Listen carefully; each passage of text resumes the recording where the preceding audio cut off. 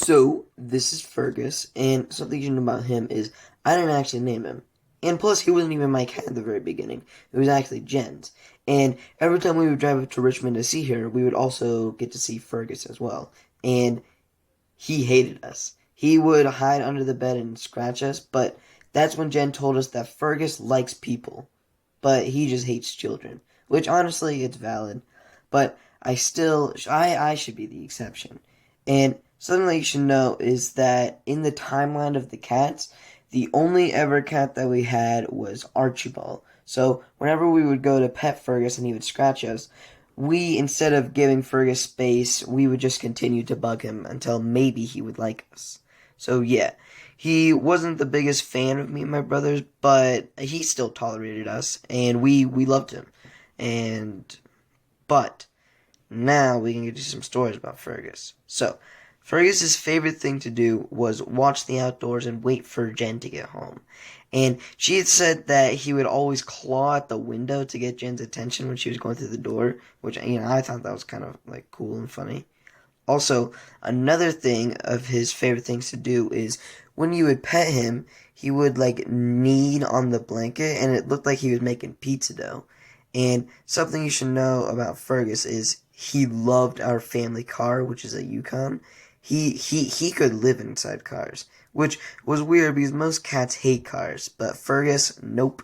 He could live in a car, like, he could, like, it could be his own house. And one day, Jen was outside and she looked inside the car and, oh, hey Fergus, how you doing? If it's okay with you, I'm gonna let you out so you can get some food. Oh, oh no, no, no, no, no, no, no.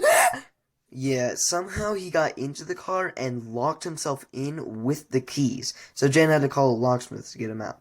But one of my favorite stories about him is one day we were leaving to go to Mom's and I wanted to say goodbye to Fergus. And my brothers tried to pet him and he swatted them.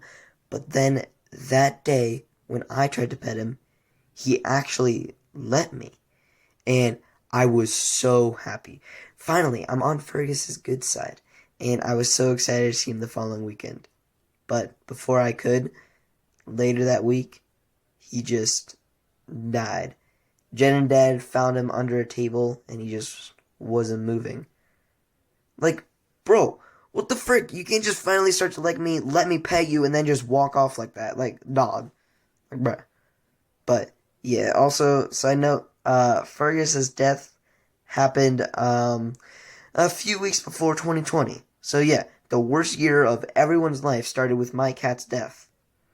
And if you watched any of the previous cat videos, you know that at the end of every one of them, I say blank cat was the best cat I could ask for. But now, I actually mean it. Fergus was the best cat I could ask for.